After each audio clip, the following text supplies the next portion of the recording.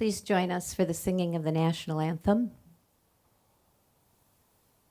Oh, say, can you see by the dawn's early light what so proudly we hailed at the twilight's last gleaming, whose broad stripes and bright stars through the perilous fight o'er the ramparts we watched were so gallantly streaming, and the rockets' red glare, the bombs bursting in air, gave proof through the night that our flag was still there. Oh, say does that star-spangled banner yet wave o'er the land of the free and the home of the brave?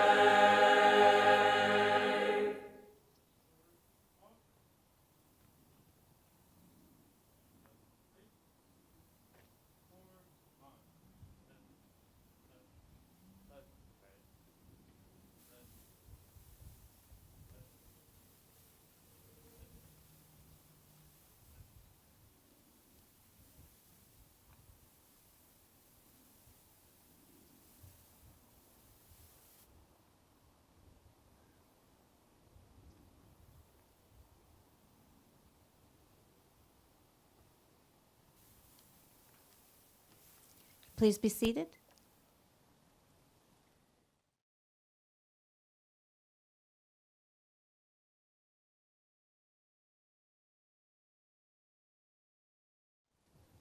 The honor guard that you just saw is from Santa Clara University, and that was a special surprise and treat for one of our speakers, Matt Illowsky, who actually went to Santa Clara University. So, Matt, that was for you. And I didn't even know they were coming until a half an hour ago. And actually, it was John Swenson who arranged it from De Anza College. So thank you, John. This year, we've asked our fire and sheriff departments, as usual, to work with us on our ceremony. They have been with us since we did our first dedication in 2007. And they've always been here with their fire trucks and with their honor guards. We especially wanted to acknowledge them this year because of all that's been going on the last 2 years really, with all of the fires, including the 2 or 3 that are going on in California right now, shootings that happened a couple of days ago, maybe a week ago, in Southern California. So really, we wanted to make a special effort to honor them and acknowledge all that they do for all of us every day of every week of every year. So please, would you stand and join me and say thank you?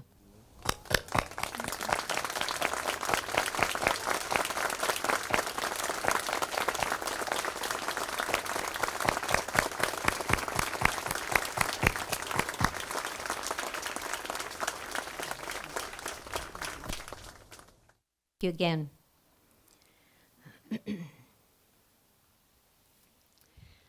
We have some elected officials with us today that I'd like to introduce so we can acknowledge.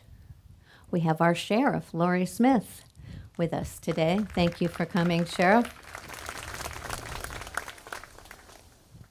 We have a representative from Evan Lowe's office, I believe, although I haven't seen him, so maybe he's not quite here yet. But he has asked me to, oh, there she is, okay. Someone from Evan Lowe's office. And I will be doing a presentation for Evan to the Veteran of the Year for the 28th Assembly District a little bit later in our program. Also, we have Tom Pike from our Congressman Ro Khanna's office is here. Tom lives in Cupertino. And he shows up at everything, and he comes to our ceremony every year, so thank you very much, Tom. Appreciate it. We have some of our city council here. I know our mayor is here, Darcy Paul, who will be speaking in a few minutes. Former mayor, Councilwoman Savita Vaidyanathan. I actually learned how to pronounce your name. How many years did it take me? Forever. We have Vice Mayor Rod Sinks, see back there. And I think that's it, unless I missed someone. Okay. At this time, then, I would like to ask our mayor, Darcy Paul, to come and say a few words of welcome.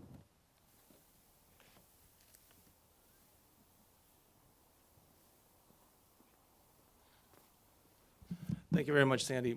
On behalf of the city of Cupertino, as our mayor this year, I would like to thank all of our armed services for all of your efforts in defending our liberties and making sure that we have the ability to pursue our freedoms, pursue our happiness, not just here in Cupertino, but in our country. Our armed services have always stood for our ideals, and the American dream is still very much alive. You can see it here in Cupertino, where we're having many thorough and vigorous discussions. We'll keep on having those because, of course, these are parts of our freedoms. So thank you very much for everything that you've done, that you will continue to do, and the city of Cupertino thanks you for your service, your honorable service, and the service that you provide to us so that we can have these types of privileges. Thank you very much.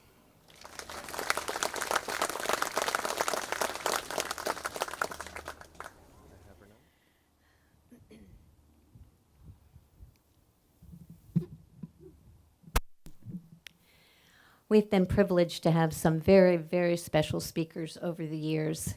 I remember when we dedicated this memorial in 2007.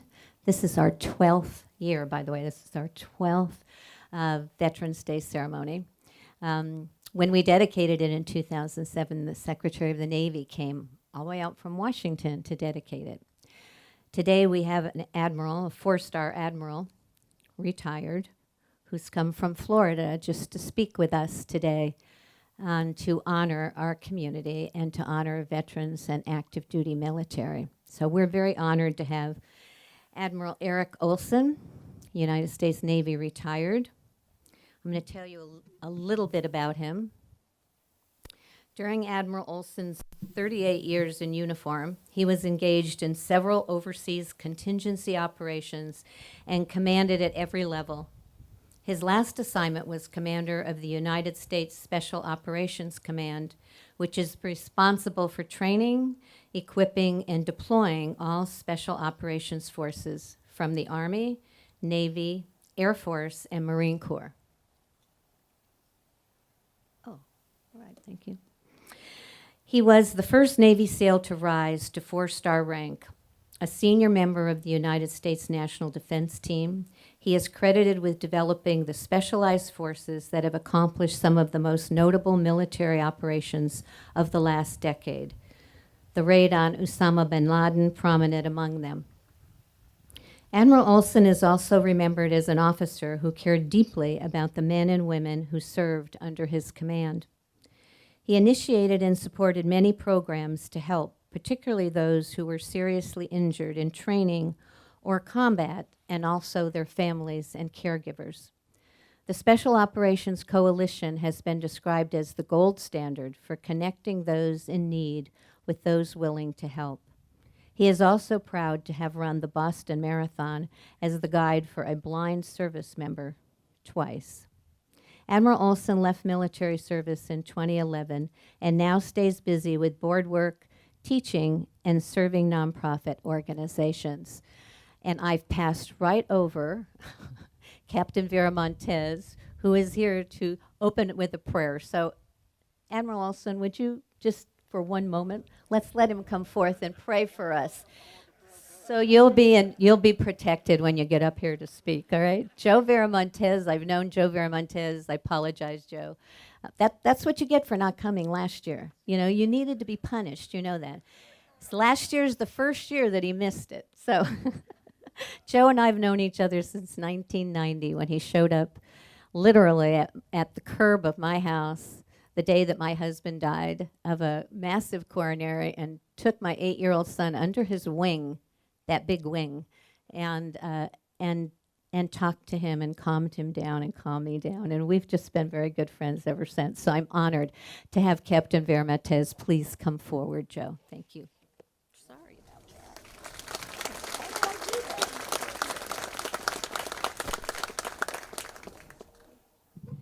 Yeah, actually, so, 12 years. And like Sandy said, I would have been here 12 straight years, but I missed last year. I had some commitments down in LA that I had to go to, and I missed last year, and I was bummed about that. And I saw Sandy at a function probably about a month and a half ago. And Sandy came up to me, you know, like she's this tall, and I'm this tall, and she's like, she's doing this, right? And I'm like, I will be there. I will be there. I got you on this. I'll be there. I'll be there. She's just kind of chewing me out. So we're such good friends. I took the chewing out, and I'm here, and I'm happy to be here. But yeah, no, she's kind of a pit bull. She said, "You will be here." I said, "Yes, ma'am. Yes, ma'am. I will be there." And I started thinking about it, because when I said, "Yes, I'll be there. I'll be there. I got you on this," I started thinking of the term, "I got you." And as I'm thinking about that term, I think of all the people, active, retired, armed services, emergency responders, who put on the uniform. When they put the uniform on, they're saying, "I got you." That's what they're doing. Armed services all over the world, emergency responders, whether they're here or up near Chico, or down in LA, or running into buildings down in LA where there's shootings, when they put that uniform on, they are saying, "I got you." And I appreciate that. Sandy, I got you on this. So we're going to get through this, and hey, you know what? We have a great day today. We have awesome weather, and we're just going to have a great time honoring those who put the uniform on, the ones who say, "I got you." Let's talk to God. Heavenly Father, Lord God, I thank you so much for this time. I pray, God, that you would be with this ceremony, that you would just allow us to focus on the people that put the uniform on, and they say they got us. And we know that. And Lord God, I believe it. I pray that you would be with this service right now, this ceremony, and that you would just richly bless us. You've given us great weather. We have people that are here. The ones that are here, these are the people that you want here.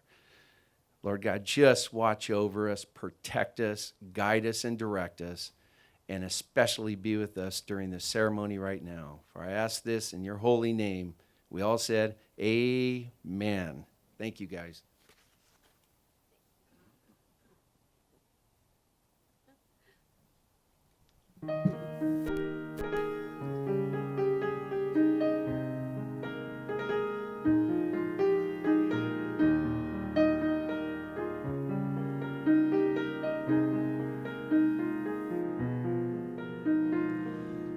Be together now and forever. I love you. I love you.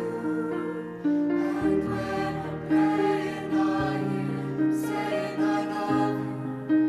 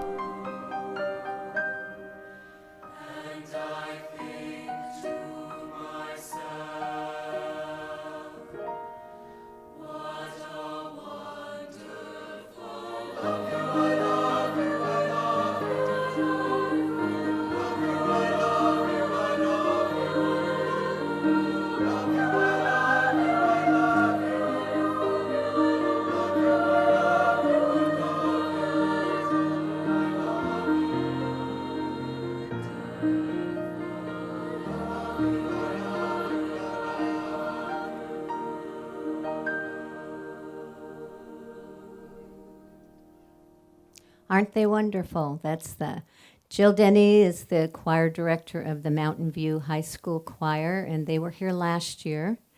They enjoyed themselves so much, asked to come back this year. And then, of course, they weren't able to be here, but they sent their music, and they're just a wonderful, wonderful choir. Donna and I, early on, when we decided to build this memorial, wanted to make sure that the children of our community were very involved. And so as you walk around and read the pavers, particular Admiral Olson, if you get a chance to do that, you'll see that all 25 of our schools had fundraisers, from ice cream socials to pizza nights to just about everything, to purchase a paver, and left a message for our veterans. And every year we have a school choir come and sing as part of this event. And this year you'll see too, the Boy Scouts and the Girl Scouts are here passing out programs. We try to keep our young people involved. And over the years, what we have found out is that many of them have no idea what our veterans and our first responders really do to keep them safe. They also don't really have a very good idea of the kinds of career options that are available to them. So after our programs, normally Donna and I will both experience some of their young people coming up to talk to us about what they learned and how they were inspired by today. So Admiral Olson, since I've already read a little bit about your background, I want to welcome you again to Cupertino. And as you can see, we are a very loyal community. We gather here every day. The $1 million it took to build this memorial, Donna and I raised from private donors during a time when the military wasn't the most popular subject in this country, and we did not have any problem doing that at all. And every year, people come to listen and to participate in our Veterans Day ceremony. So again, I'd like to welcome you and thank you for coming to share this day with us.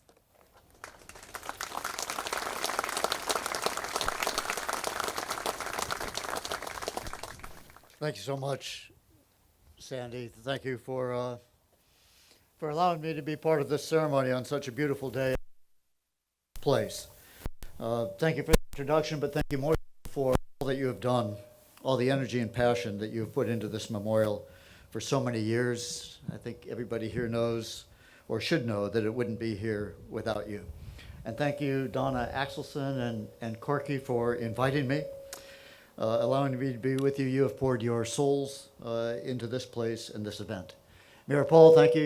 Your presence means a lot. And the honor guards from the Sheriff's Department, the Fire Department, the color guards, the singers, the pipers, all the people on the front bench, and everybody who had something to do, anything to do with putting this together. There are dozens of you. So thank you so much for doing this and doing it year after year for the last 12 years. And I'll lead a round of applause for all of you who have put this on for us today.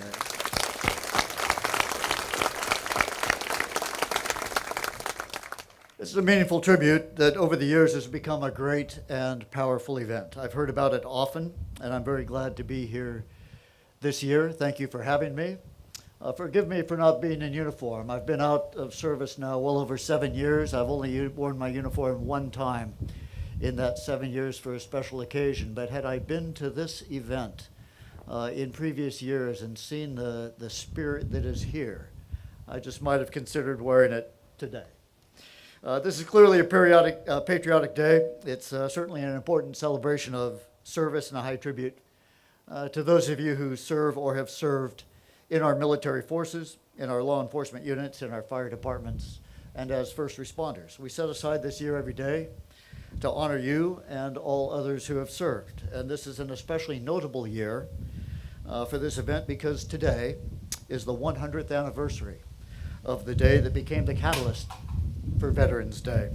Major hostilities of the Great War, before they numbered them, were formally ended on the 11th hour of the 11th day of the 11th month of 1918, when the armistice with Germany went into effect. And Armistice Day was celebrated under that name for 36 years and became Veterans Day in 1954. It's a day distinctly different from Memorial Day, a much more solemn day, specifically in honor of those who died in service, but it's impossible to celebrate Veterans Day without a heartfelt remembrance of the death and sacrifice that is too often a part of military duty in time of war. And I know I join many others here today in offering condolences to the families and friends of lost warriors. You have our sympathies and the deep appreciation of a grateful nation.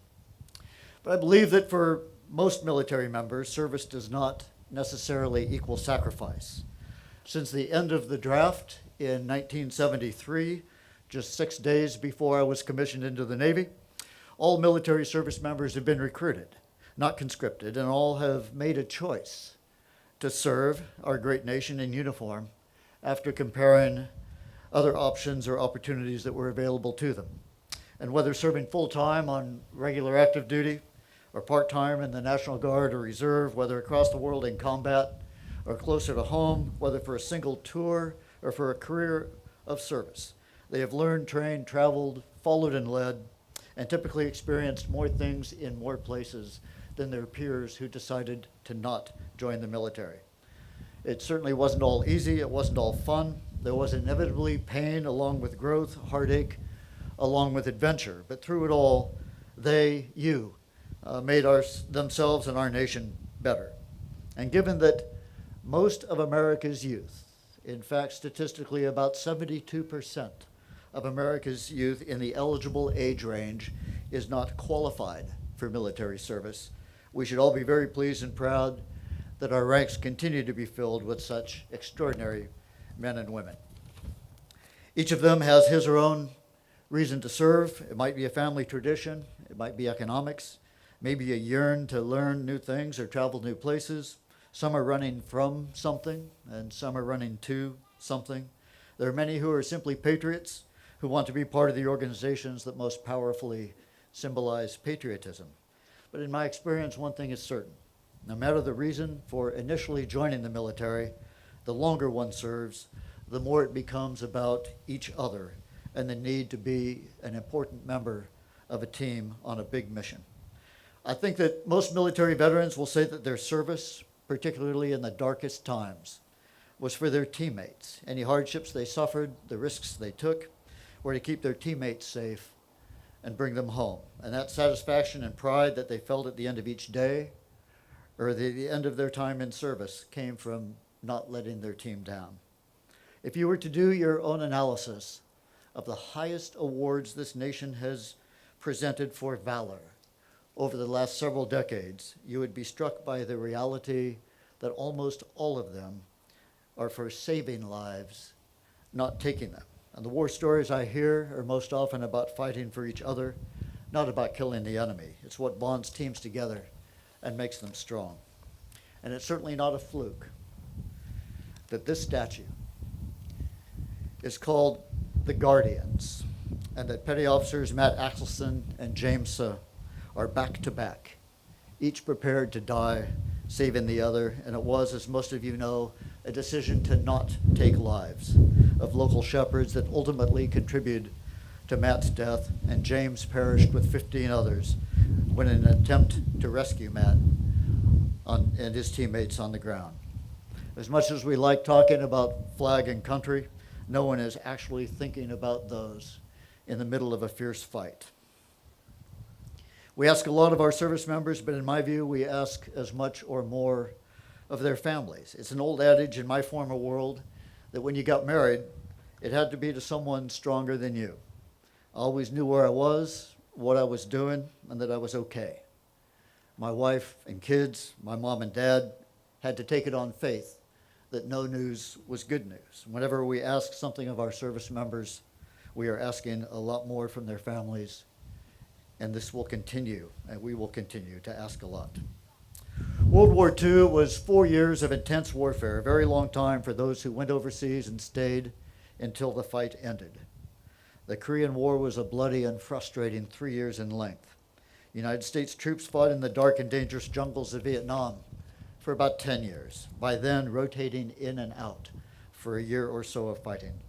Other operations tended to be much shorter, lasting from a few days in Grenada to several months of Desert Storm. There are veterans of World War II here today. And I would ask you to stand, or if you prefer, wave, or if you're already standing, wave. We want to pay special tribute to you.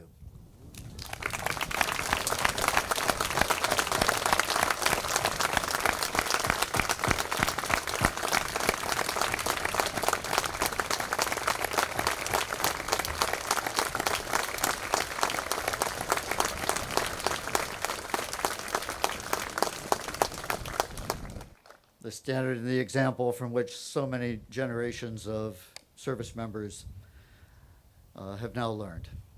If you're a veteran of the Korean War, please stand or wave.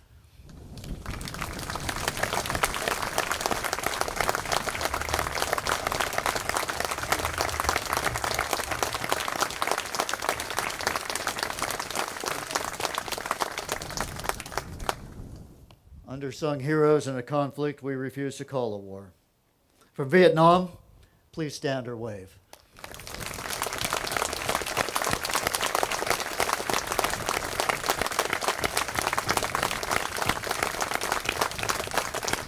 And I see some of you are repeat offenders.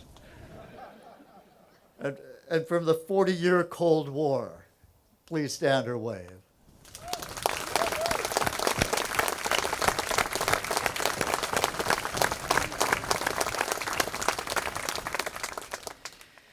And if you're a veteran of any number of small wars and contingency operations from places like Iran and Panama and Grenada and Haiti and Bosnia and Kuwait and Somalia and many other forbidding and distant places, veterans of hard fighting, of soft power, of peacekeeping and disaster relief operations, veterans who've taken enemy lives, saved the lives of innocent victims of brutal leaders and terrorist groups, or of nature's fury. Please stand and or wave.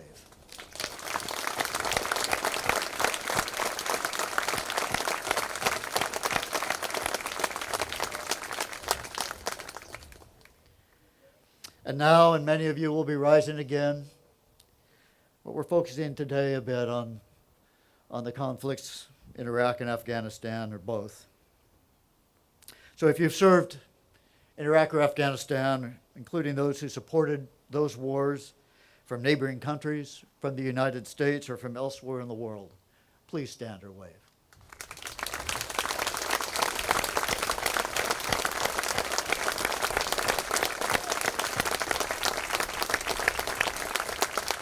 Thank you. It's been more than 17 years, nearly a generational period, since the attacks on the World Trade Center and the Pentagon. The frequency and intensity of military deployment since then has been high, with some service members doing back-to-back deployments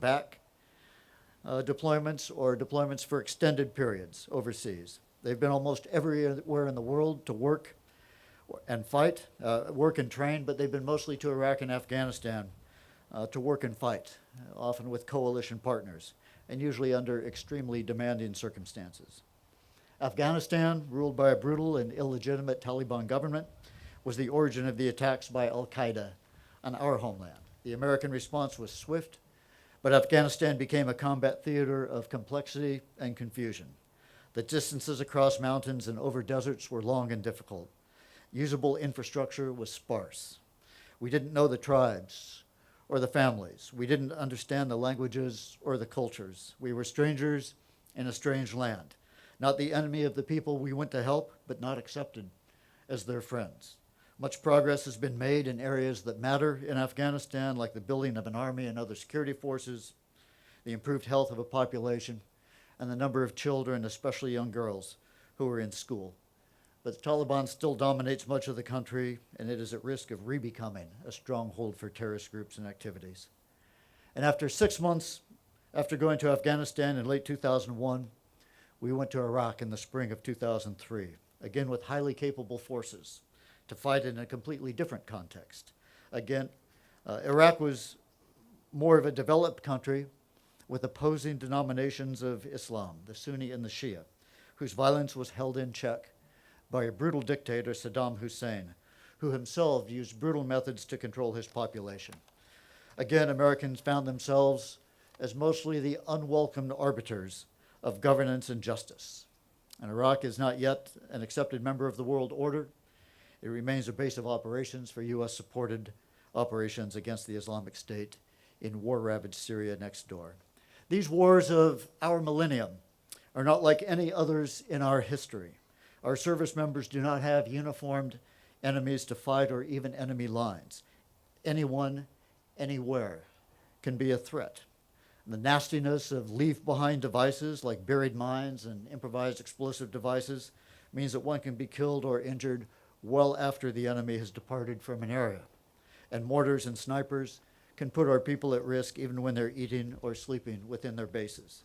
For those who leave the bases to operate in the hinterland, the indigenous population is mysterious, the terrain is unforgiving, the weather is always too hot or too cold, the streets are broken and dusty, and no one outside your own team can be trusted. It's impossible to anticipate who, when, or where the next casualty will be. It's work that's often physically and mentally grueling, and everyone has to find a way to deal with it. Those who are seriously injured, or those who lose friends and teammates to injury and death, are sometimes irrecoverably impacted. It would be very wrong to think that every veteran of these wars is a troubled human, a time bomb waiting to explode. The vast majority of them thrived under the structure, leadership, and camaraderie of their time in uniform. They're more mature, they're more aware, they're appreciative of the education they received and the humor they witnessed, and strengthened by the challenges they overcame. They're proud of the job they did, they got through it in good shape, and they're ready to take on whatever comes next.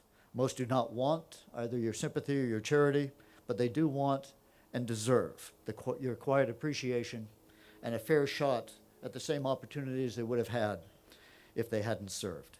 But it would be equally wrong to believe that physically or emotionally traumatic experiences do not sometimes have permanent effects. We've all seen or read about the effects of traumatic brain injury and post-traumatic stress disorder. There's still a lot to learn about them, but what's for sure is that they are real, and some veterans need help. As I've watched Iraq and now Afghanistan, I see that no one has surrendered and no one has claimed victory. Success or failure will ultimately be measured in gains or losses of territorial control, of economic prosperity, of political stability, of local security, of the quality of life for the citizens, and the opportunities for their children. As we turn our gaze home to those who served, we realize that since 2001, about 2.5 million members of the Army, Navy, Air Force, Coast Guard, and related Reserve and National Guard units have been deployed to Iraq and or Afghanistan, or the neighboring countries that provide seaports, land bases, and airfields. About 400,000 of them have been deployed 3 times or more. About 37,000 have been deployed more than 5 times, and 7,000 did not return. The numbers in Iraq now are relatively few, and the numbers in Afghanistan are way down from just a few years ago, but deployments to tough places, to do hard things under complex and demanding circumstances continue, and we can't expect them to ever end. What we can expect is that future generations of Americans will serve proudly and capably to protect America, and that America will always be proud of those who serve. Again, more inclusively, if you're currently on active duty in the military or a military veteran, please stand and wave. Or wave.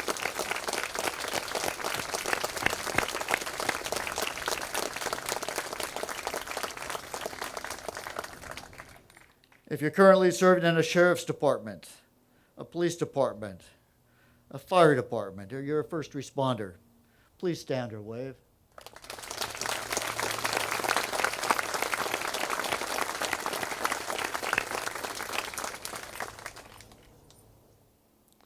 If you're a mom, a dad, a brother, sister, wife, or child of anyone who served, please stand or wave.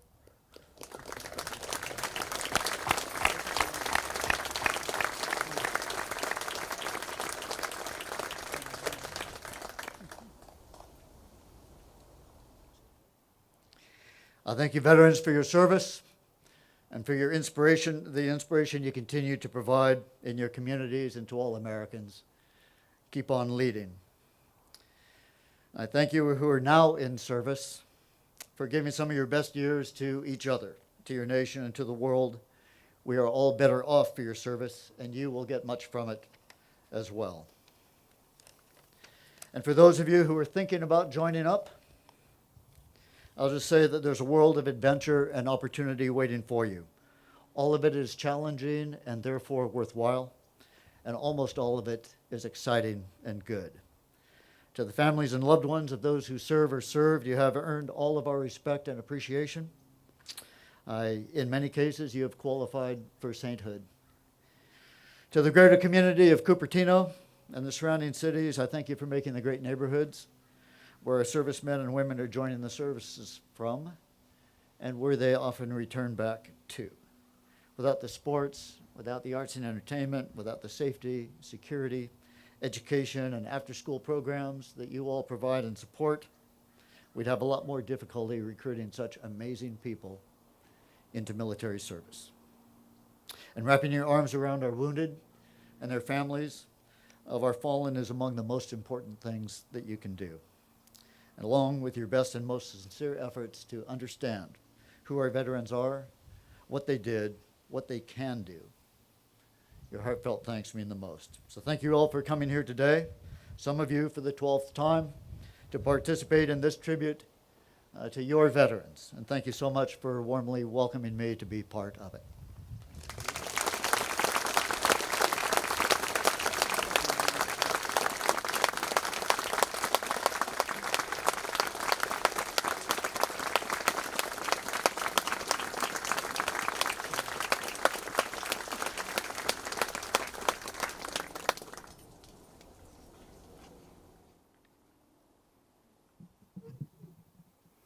Well, now we know why he's such an amazing leader, don't we? Thank you very much, Admiral Olson. Very inspirational. Good words for all of us. And thank you for joining to our family. We've now adopted you. You realize that, don't you? Okay.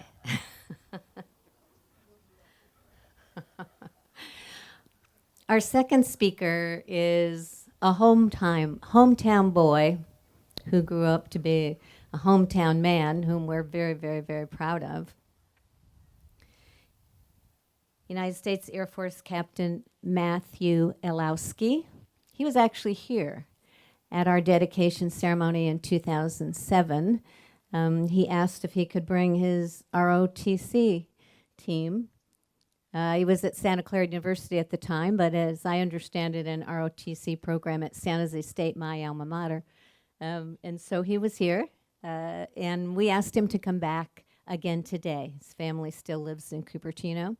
Let me tell you a little bit about Captain Illowsky. Captain Mathew Illowsky is currently on active duty and stationed at Nellis Air Force Base, Nevada, as a test pilot. Growing up in Cupertino, he attended preschool right here at Quinlan Center, the city preschool. Then he went to Garden Gate, where he was in Donna Axelson's 4th grade classroom. No doubt that explains it all, Matt, right? He went to Kennedy Middle School, and then he was in the program my son actually was in also, a joint program between Monte Vista and De Anza College, where he completed his high school. Captain Illowsky commissioned into the Air Force through ROTC Detachment 45 at San Jose State University. He earned a Bachelor's of Science from Santa Clara University in Mechanical Engineering with cum laude honors, a Master's of Science also from Santa Clara University in Engineering Management, and an additional Master's of Science from the Air Force's Air University in Flight Test Engineering.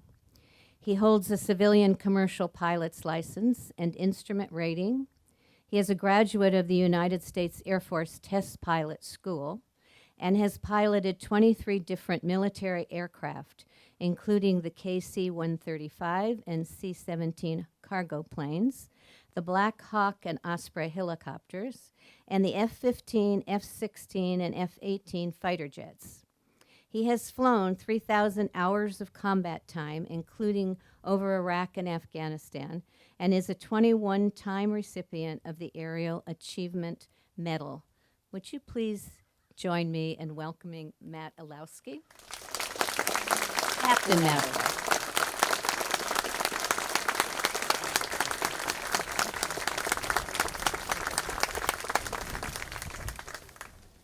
I should start by just correcting that my mother still sees me as a hometown boy, not a hometown man. The first thing after that I'd like to say is thank you to everyone here for being here. Well, I need to say that the views expressed during my speech are not necessarily those of the Air Force. I can confidently say that the entire military and all the first responders who keep us safe value your support tremendously. And I'm really impressed with the turnout today. With enormous opportunity in Silicon Valley, I think it's known that people from this area are underrepresented in the military. My graduating class at Monte Vista High School had over 500 students, and I believe that fewer than 10 of us joined the armed services. Junior ROTC is a high school program that is often people's first exposure to the military, but there wasn't one at my school or even in the district. For me, with a burgeoning interest in joining the Air Force, I had to seek out individual teachers with a military background. One of them was John Swenson, who's here today. He's a retired Army Lieutenant Colonel, and he was Dean of the De Anza Language Arts Department. Fortunately, he was also a colleague of my mother's, going all the way back to when he used to pick me up by my ears. He shared with me the fundamental information about the pros and cons of making such a life-altering decision, and also helped with the logistics of joining the ROTC program at San Jose State. I'm not sure if I would have been in this career at all without his support. Donna Axelson, who was just mentioned. We'll keep it clapping for Donna, too. She required students to stand in front of the class during assignments called Friday Happenings, which focused on improving public speaking, and so she literally got me to where I stand in front of you today. I can only hope she's not filling out a grade sheet for this speech. Yet up to the end of high school, I believe I would have benefited from having access to more people with a military background to share their experiences and offer advice. I'll say it again, joining the military is a big decision and irreversible. And I wanted to apply to be a pilot, which due to the high cost of training requires a commitment of over 10 years. That's a long time to give up control of things big and small, from where you live to the type of job you do to your haircut. In college, fortunately, the ROTC program, which includes military training throughout each year in summers, has mentorship as a foundation, and I found no shortage of mentors. But that doesn't mean there weren't challenges. Though I was a student at Santa Clara University and only had to commute 4 miles to San Jose State, fellow cadets who were students at UC Santa Cruz had to drive over Highway 17, often during rush hour, for training several days a week. And due to some not-so-friendly heckling by other students, they often brought their uniforms for training in suitcases and changed into them after arriving, and then changed out of them before departing. But for every negative, this area offered more positives. For starters, I must say what a beautiful place this is to fly. Thanks to my parents, who in their relentless efforts to support me are here today. Between my sophomore and junior college years, I earned my pilot's license out of a small airport in San Jose called Reed Hillview. And soon after, I was flying over San Francisco, doing laps around Alcatraz and landing in Half Moon Bay. I also flew my grandmother, who's here, to Napa for lunch. Thanks for paying for that. More importantly, this area offered plenty of exposure to the aerospace field. I took class at Moffett Field with NASA Ames. So, when graduating college, I was well prepared educationally and had all the emotional support I needed to press forth into active duty. That was critical, as less than 3 years from graduation came my very first combat mission. I remember that day because it taught me perhaps the most important lesson I've learned in my career. There I was, having worked so arduously through Air Force pilot training, follow-on training, and mission training, at the controls of a sophisticated military aircraft flying over Afghanistan, answering my nation's call. I keyed the radio to contact the Joint Terminal Attack Controller, more commonly abbreviated as JTAC, since obviously it's hard to say, who was the Air Force member embedded in the Army unit I was tasked to support. But after I keyed the radio, I didn't get a response. I checked the frequency and radioed again, waiting impatiently for instructions on how I could put my finely tuned skills toward making the world a better and safer place. But still no response. After what seemed like an eternity, I received word through my leadership that everything was fine, but simply that JTAC was asleep, and he'd call me when he woke up and needed my support. And from that event, something in my mind clicked. When I had gone through pilot training, the single seat mentality of doing everything yourself was impressed into me. Basically, the instructors taught us when flying in an airplane, the pilot doesn't move. It's the world that moves around the pilot. But then, in actual combat in Afghanistan, that was no longer the case. And I can tell you from having flown combat missions in Iraq, there it is also not the case. In fact, in most recent wars, pilots play a supporting role for the ground forces. And by sleeping through the beginning of my first combat mission, I believe that JTAC taught me more about aeronautical warfare than had he given me an actual task. But when I did start getting tasks from ground units, something else in my mind clicked. Most check-ins I did with ground units were over the radio. In general, combat situations are complex, involving the positions of the enemy, friendly, objectives, and more. And a full check-in takes time, sometimes as long as 30 minutes. Some aircraft belonging to the US and its allies are so fuel limited that they only have 30 minutes of time available to support a ground unit. It doesn't take too much thinking to recognize the problem there. A solution, however, is not always apparent to everyone. Yet I believe because of my upbringing in Silicon Valley, the idea came naturally to me that technology was the solution. Check-ins are essentially the sharing of information, and the way I think about it, the sharing of information is the essence of the internet, and therefore Silicon Valley. As I became more and more experienced, I saw more and more problems that could be solved, and situations that could be improved by technology, especially software.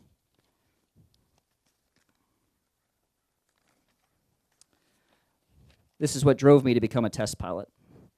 Making the decision to transition away from the operational side of the Air Force, where I was flying missions, to the development side, where I wouldn't be, was actually easy for me. And so was getting into test pilot school. It only took 3 years straight of applying, 9 letters of recommendation, and putting in the work to perform as perfectly as I could on every check ride in order to compete against the other pilots doing the same thing. But it was worth it, 100%. For starters, during the year-long program, I got to pilot a mix of 30 different military and civilian aircraft. And when I say a mix, I do mean a mix. I dropped bombs from an F-16, piloted giant cargo planes with 4 engines, piloted gliders with no engines, landed an enormous boat plane on a lake, spun upside down in a competition aerobatic plane, managed the radial engine of a World War II tail dragger, that's the T-6, Texan 1 for the World War II vets here, and I held formation in a Canadian demonstration team jet, and plenty more. And I do mean more. At 700 miles per hour, I traversed a low-level route just 200 feet off the ground in an F-15, experimented with different control systems in a Learjet, evaluated the instrument approach system of a 1980s Czechoslovakian ground attack plane, and did dogfighting in a 1950s fighter built for the early Cold War. And from every awesome experience, I learned more about how technology can be used to completely change the profession of being a pilot. The first helicopter I flew was the R-44, which has no flight control software. Even though it is a relatively simple aircraft, managing the competing gyroscopic forces of the multiple spinning rotors made it the most difficult aircraft I've ever piloted. Contrast that with the Black Hawk helicopter, which is much more complex with 2 jet engines and is 65 feet long. Yet with the automated stability software, I had no problem the first time I flew it, winding along a river below treetops, surprising both myself how easy it was and a couple kayakers who didn't see me coming. Near the end of the curriculum of test pilot school, I visited the French test pilot school near Marseille, where I flew one of the main fighters of the French Air Force, the Mirage 2000. It was fitted with a terrain-following radar and flight control system, where all I had to do was press a few buttons, and the aircraft autonomously flew up and down over the rolling hills. This is officially called reducing pilot workload, though many pilots would say it's freeing up the brain bites, which allows more attention to be focused on the mission. Though on that flight, I wasn't on a mission, so it freed me up to relax and enjoy the passing small towns and castles of the French countryside. But I also found that software doesn't just make flying easier, sometimes it makes it possible. The F-16 is the Air Force's most numerous fighter jet, yet the airframe has a negative static stability margin in the longitudinal axis.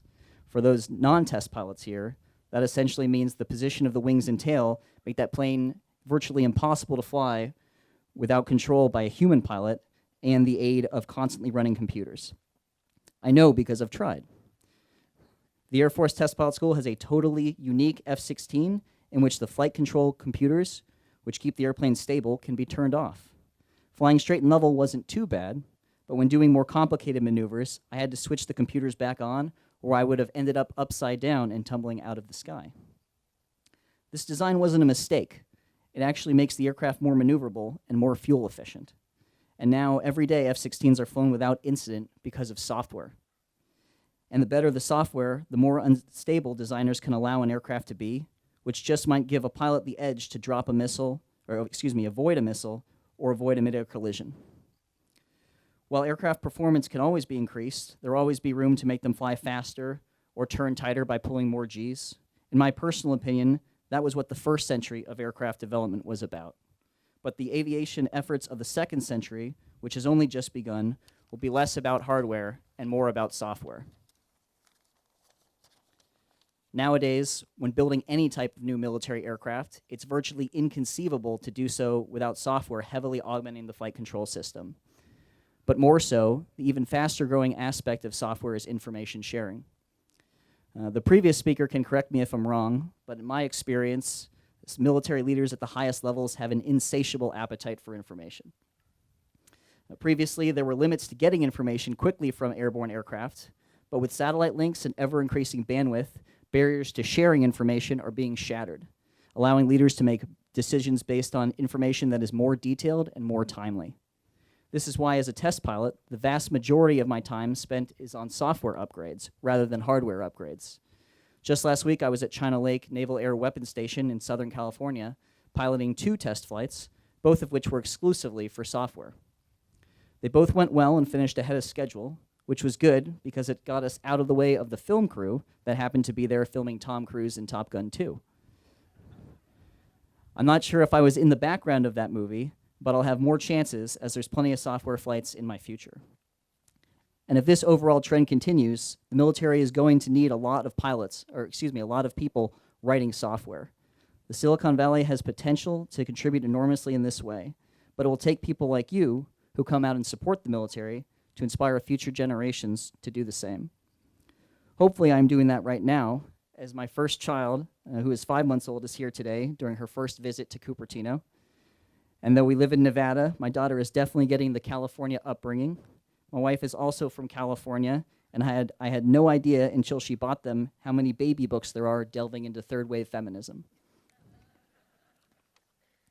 Hopefully my daughter will grow up to know that the Silicon Valley-style upbringing means not only embracing technology, but also supporting those first responders and military members who use it to keep us safe. Thank you.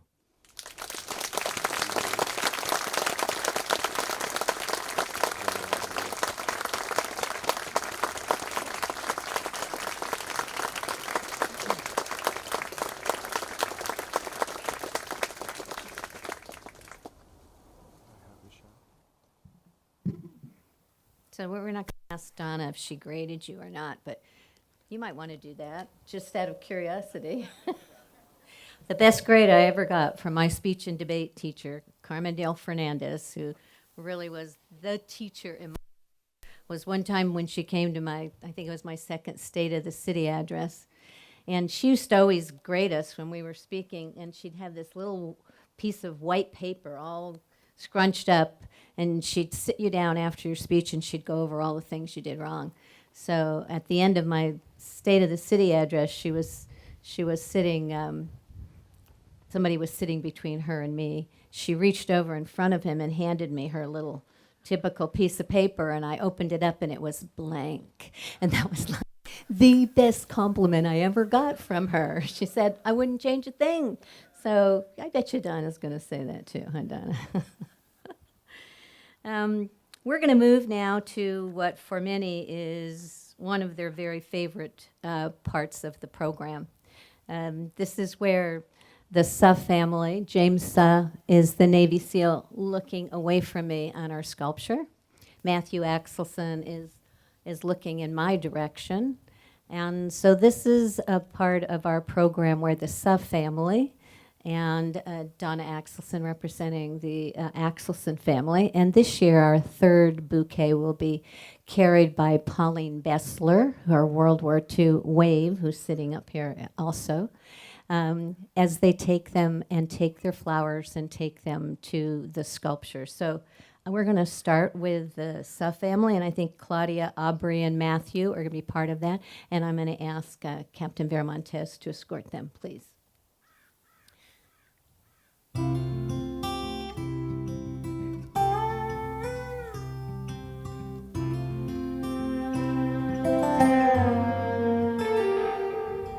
I get where I'm going, on the far side of the sky, the first thing that I'm gonna do is spread my wings and fly. Gonna land beside the light, run my fingers through his pain, where I might find out what it's like to ride a driving rain. Yeah, when I get where I'm going, there'll be only happy tears. I will share the sins and struggles I have carried all these years, and I'll leave my heart wide open. I will never have no fear. Yeah, when I get where I'm going, don't cry for me down here. Go walk with my granddad. He'll match me step for step. I'll tell him how I've missed him every minute since he left. Then I'll love him forever.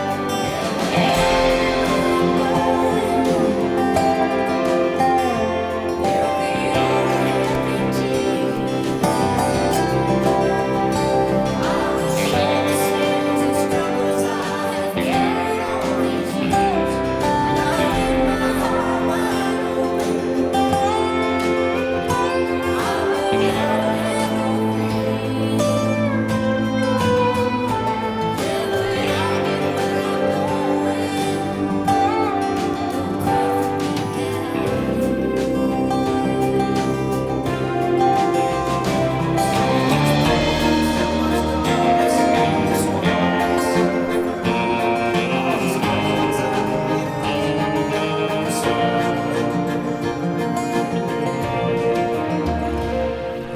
I get where I'm going, don't cry for me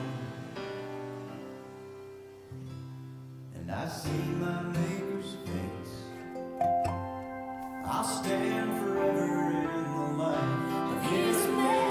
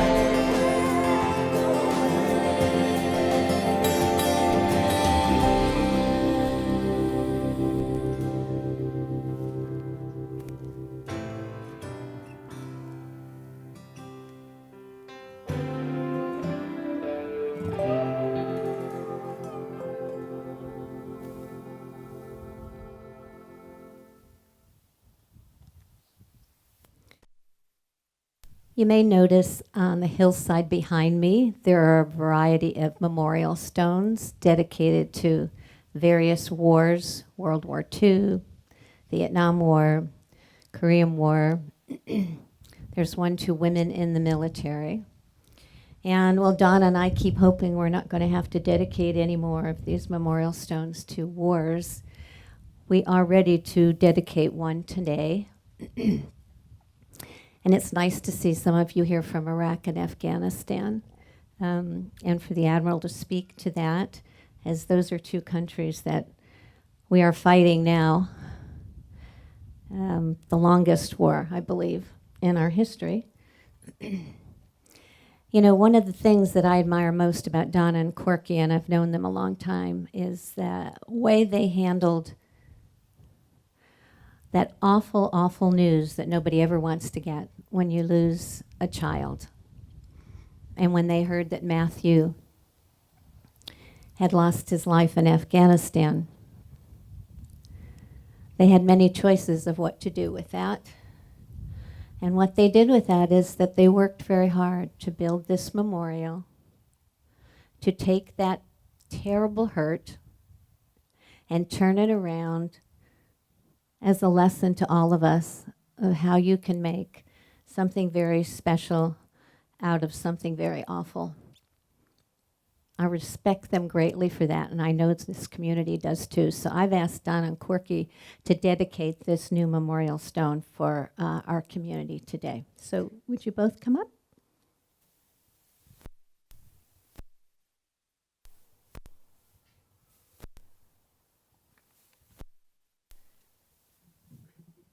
Let me just say that before I start, Mathew gets an A-. And that's because he had notes. Any time that I've heard him speak before, everybody else has notes, but Mathew never had notes. And today, he did. So therefore, the minus. Admiral Olson, too, gets a A-.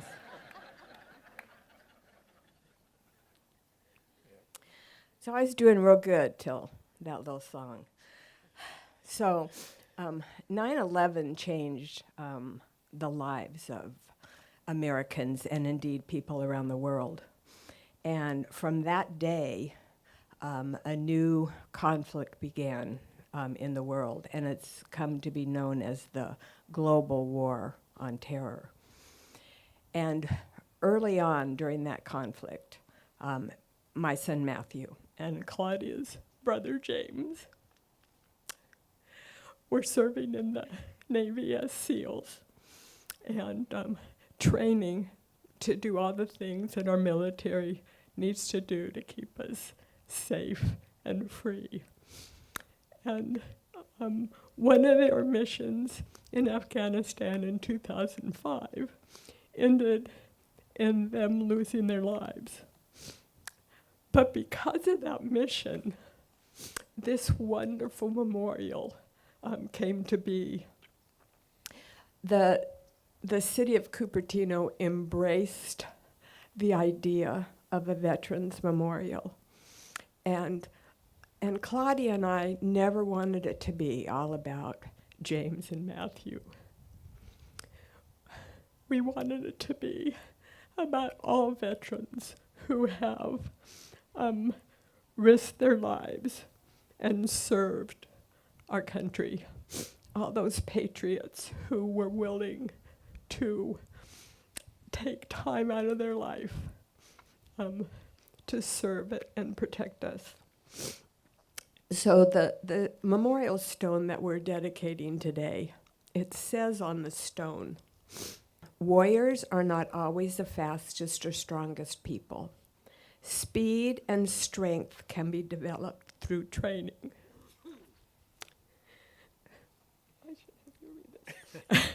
"Warriors are those that choose to stand between their enemy and all that they love or hold sacred."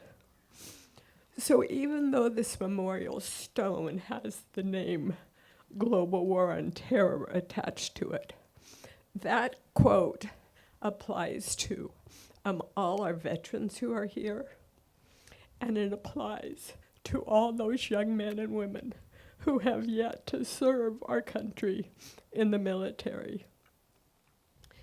If you look at the stone, it might look like it's not finished. And it looks that way because the global war on terror is not finished. we've talked about adding some different things to the stone eventually. But right now, we just want to have that quote and to have it be meaningful to the people that would see it.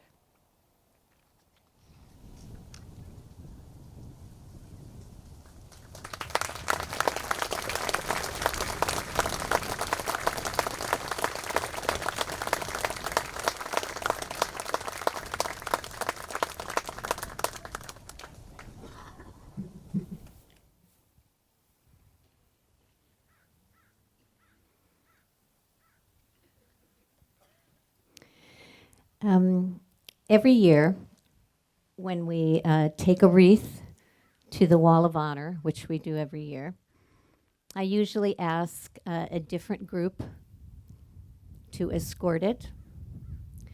And I'm going to change my mind right now. I'm going to add to who I asked originally. So since we're talking about the wars that are going on right now, and primarily Iraq, Afghanistan, and any of the other outreaches of the world where we have people fighting, I'm asked two of our local boys who are in the military to please step forward so they can help. I think it's fire and sheriff who are going to walk with them with this wreath. So if Captain Matt Illowsky and Naval Chief Electronics Technician Nick Pierce. And given what Donna just said, why don't we just ask any of the other veterans that are in the community or those that are in active duty right now to join them and come help place this wreath over against the Wall of Honor below the new memorial stone.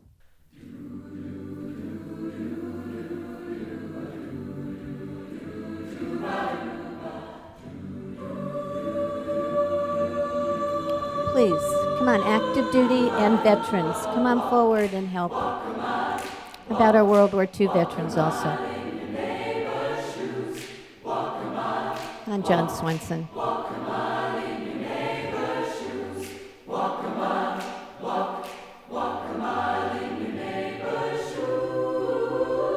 If you need help, just raise your hand and there'll be plenty of able-bodied people here who will help.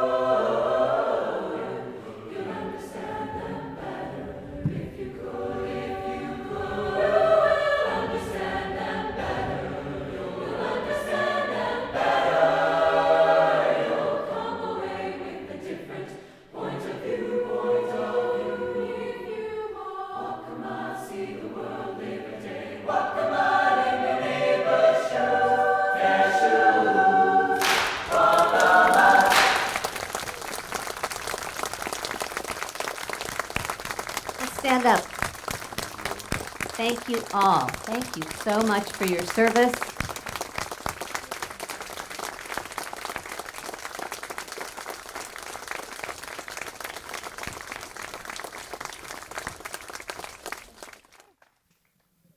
Will you be seated again, please? Including our veterans, active duty military.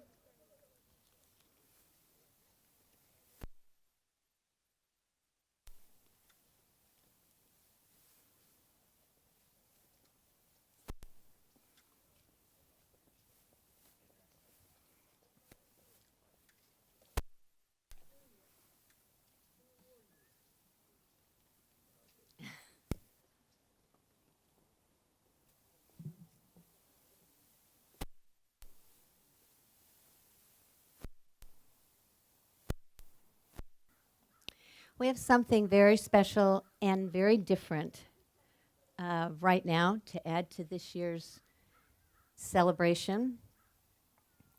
Assemblyman Evan Lowe did me a great honor about a year ago and asked me if I would help him select a veteran for an annual event in Sacramento that I was not aware of.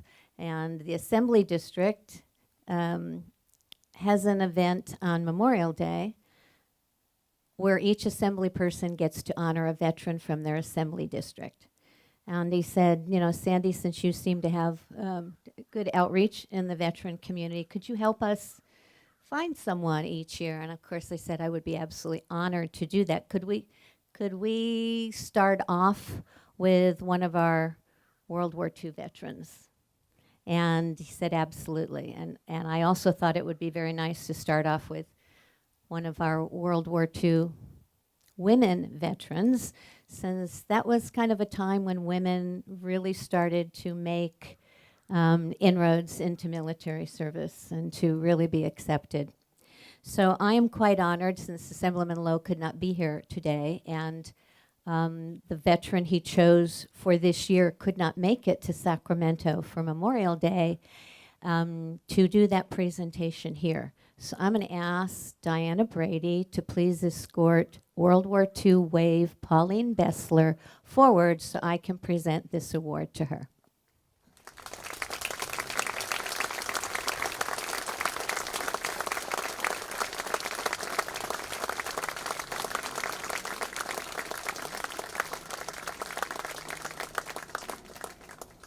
I have to tell you, I cheated. I went over yesterday or day before and shared it with Pauline so that I could read it to her and we could talk about it. And it's very long, so I'm not going to read the whole thing, but I am going to read excerpts from it to share with you.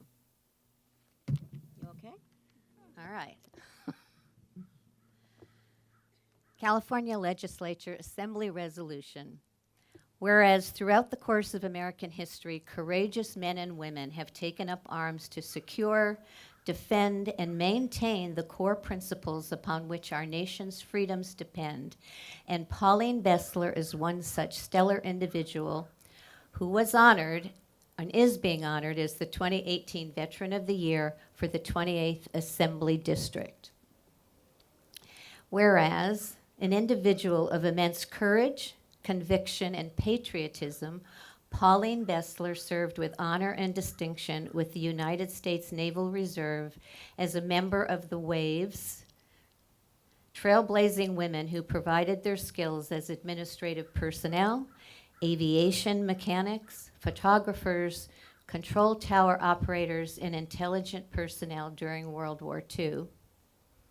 And whereas while serving with the Waves from December 12, 1943 to July 3, 1947, Pauline Bessler was assigned as a yeoman, in which capacity she performed administrative tasks, and upon her promotion to second-class petty officer, she volunteered to serve as a flight orderly, one of only 32 flight orderlies in the Navy who helped to transport and care for returning wounded veterans and soldiers. And whereas as one of more than 80,000 women who served in the Navy through the Waves program, Pauline Bessler is proud to be among the trailblazing women veterans who answered their country's call to service and who laid the foundation for future generations of women in the military. Therefore, the people of California solemnly remember the sacrifices of all those who fought as valiantly on the seas, in the air, and on foreign shores to preserve our heritage of freedom, and it's appropriate to applaud Pauline Bessler for the courageous manner in which she served and sacrificed in the safeguarding of our democratic principles for this generation and for generations to come.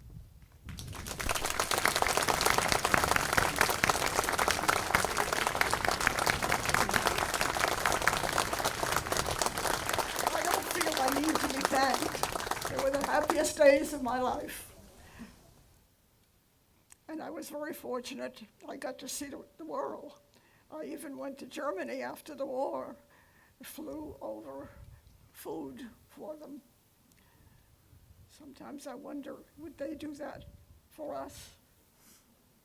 And you met your husband in the, did you met your husband in the Navy yes, too? Yes, I met them. I met the best-looking man in the Navy and married him, and we were very happy for 66 years. Congratulations. Congratulations. Okay. Sorry about that. I'm going to give this to her daughter to take back.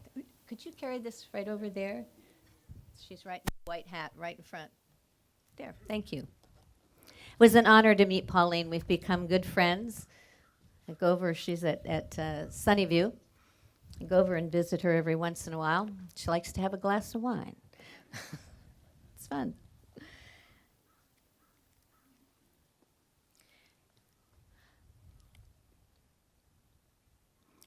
At this time, I'd like to ask Navy Chaplain Diana Brady. It's kind of appropriate that we just gave an award to a World War II wave, kind of started all the action for women in the Navy. And then we have with us every year since the beginning also, Diana Brady, who always does our benediction for us and comes from a Navy family, herself a Navy chaplain.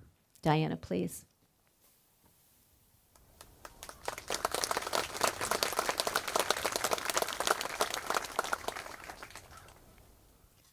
Let us join together in the spirit of prayer. Eternal Father, strong to save, open our hearts and minds that we may sense and truly believe you are here with us today. We do not petition you to hear our prayers, for we know you are listening even before we speak. In faith, we know you are ever more eager to hear us than we are to call upon you. What we seek from you today is wisdom, courage, and perseverance and faithfulness in all things. Forgive us when we are arrogant and forgetful. We don't mean to be, and are exceedingly grateful for the vastness of your blessings so freely given. Our fear is that we are unworthy of such grace and goodness. Today we celebrate the occasion when there was an end to a tragic world war. It was a truce between warring factions in Europe, including great cost and sacrifices from our own homeland. But it was more than just cessation of hostilities. There was a hope and even a prayer that the end of the war had come to end all future wars, that men and women of goodwill of all nations might indeed beat their swords into plowshares and their spears into pruning hooks. That was the dream at the 11th hour of November 11th, 1918. Today, 100 years later, sadly, we acknowledge we continue to abide in a fevered and fretting world. We hear the echoes and rumors of war reflecting the evil that seems so often temporarily successful. The fulfillment of the dream of peace on earth still eludes us. We know we cannot give up. We thank you today for those who keep us safe at home, our law enforcement officers, our firefighters, our first responders. We are grateful for all that they do for us each day and night. And looking back, we pause to honor those in the past who have given their very best for the noble cause they believed in. We owe them a debt of gratitude that we can never fully repay. Looking forward, we honor those who continue to stand the watch on land, sea, and air, and under the oceans all over our world. Those brave patriots willing to join in the noble profession of bearing arms. Young men and women who, in the prime of their lives, with hopes and dreams and aspirations, still shoulder the burden of defending the principles of truth, justice, and freedom. The fight tragically goes on to overcome the tyranny of false ideas, hateful behavior, and savagery of mind and body. The thirst and lust for power still 100 years later haunts us. O Lord, in the face of so much bravery and sacrifice, forgive us when we ask only for comfort and ease.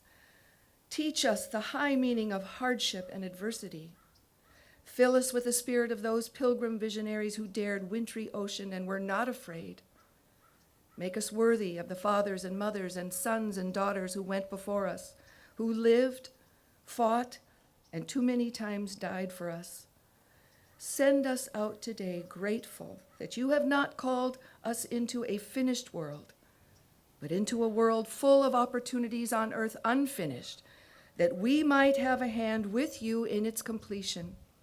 Sear into our hearts and minds the truth that ultimately the wrong shall fail and the right prevail, that each one of us is here on the earth to contribute to the brotherhood and sisterhood of man under the gracious and loving fatherhood of our God.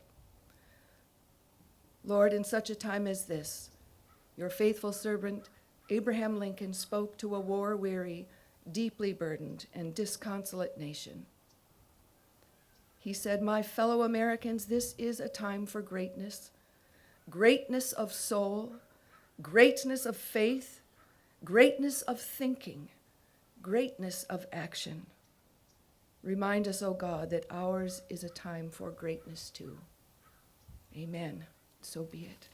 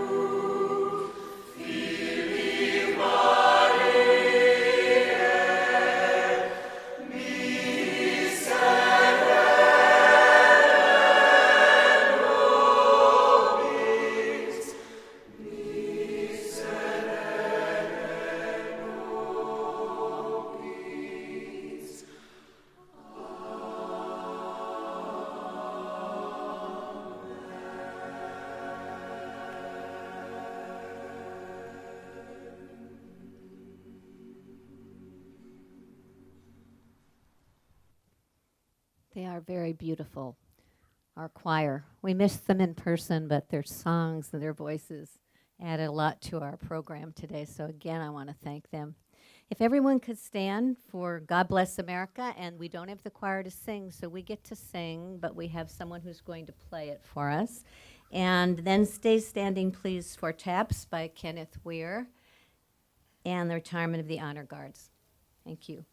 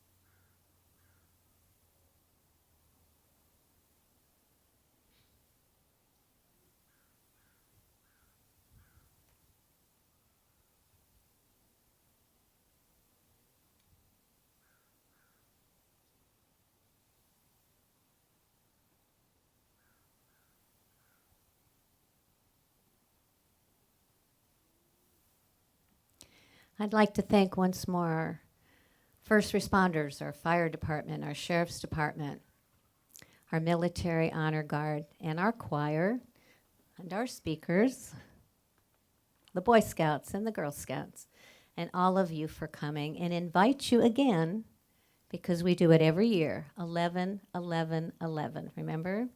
The 11th day of the 11th month, the 11th hour. So please come see us again. And please take some flowers. There's flowers down here, red and white carnations. We'd like you to take those and bring them on up to the memorial wherever you would like. Say your silent thoughts, your silent prayers, whatever it is that you would like to do. And thank you again for being with us. Thank you, all our veterans, all our active duty military, our first responders, for keeping us all safe. Thank you.